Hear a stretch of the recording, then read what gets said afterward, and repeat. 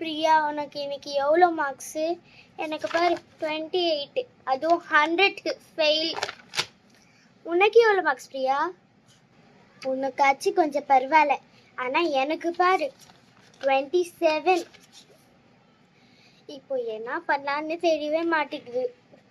பிரியா, எனக்கு ஒரு ஐடியா இருக்கு. நம்ம ஏரியா இருக்குல்ல, அங்கே ஒரு டீச்சர் இருக்காங்களே, டியூஷன் டீச்சர். அது ரொம்ப பெரிய டியூஷன் சென்டர். அங்கே போய் படிக்கலாம். நான் அங்கே தான் போவேன். எனக்கு நீ எங்கே போவ? My friend was going to the tuition. I had the other plan. இல்லை, நான் வந்து வேறு டியூஷன் ஏரியா பார்த்துருக்கேன், அங்கே போவேன். நீ அதுக்கு போயிருக்கோ, நான் இங்கேயே இருக்கிறேன்.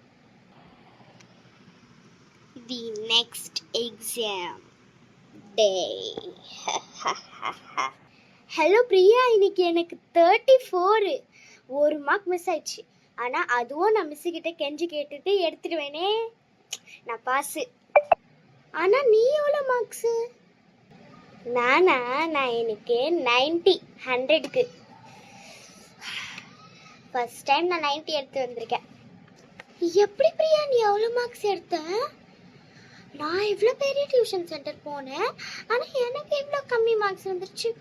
உனக்கு எதுவும் 90 மார்க்ஸ் வந்துருச்சு. எப்படி சொல்லு, எப்படி இருக்கும்?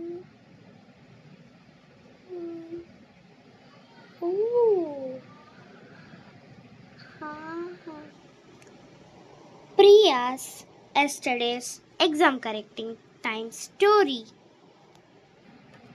பிரியா, என்னது இது? இவ்வளோ கம்மி மார்க்ஸு? உனக்கு வர வர மார்க்ஸ் கொஞ்சம் கம்மி ஆகுது. மரியாதையாக என்கிட்ட டியூஷன் வந்து சேரு. ஓ ஹலோ பிரியாம்மா, டியூஷனுக்கு வந்துட்டிங்களா? சரி, இப்போ ஏதோ படிக்க தேவையில்ல, ஏதாவது போய் கேம்ஸு ஏதாவது பண்ணுங்க. அப்பா, ஐயோ என்ன இந்த பிரியா என்கிட்ட டியூஷன் வந்தும் இவ்வளோ கம்மி மார்க்ஸ் எடுத்திருக்கா? ஐடியா, 90 மார்க்ஸ் போடுறேன். 90, 100 ஸ்டார் வி குட். இப்போ என் டியூஷனுக்கு ரொம்ப பேர் வருவாங்க. ஆனா அந்த பிரியாக்கு டெய்லி ஏதோ யார்கிட்டயோ சொல்லவே கூடாது. அந்த Priya, come to staff room. Priya, I have நான் மார்க்ஸை கொஞ்சம் கம்மி பண்ணல, ரொம்ப பண்ணிட்டேன். ரொம்ப. ஸோ நீ இந்த திங் யார்கிட்டயும் சொல்லக்கூடாது.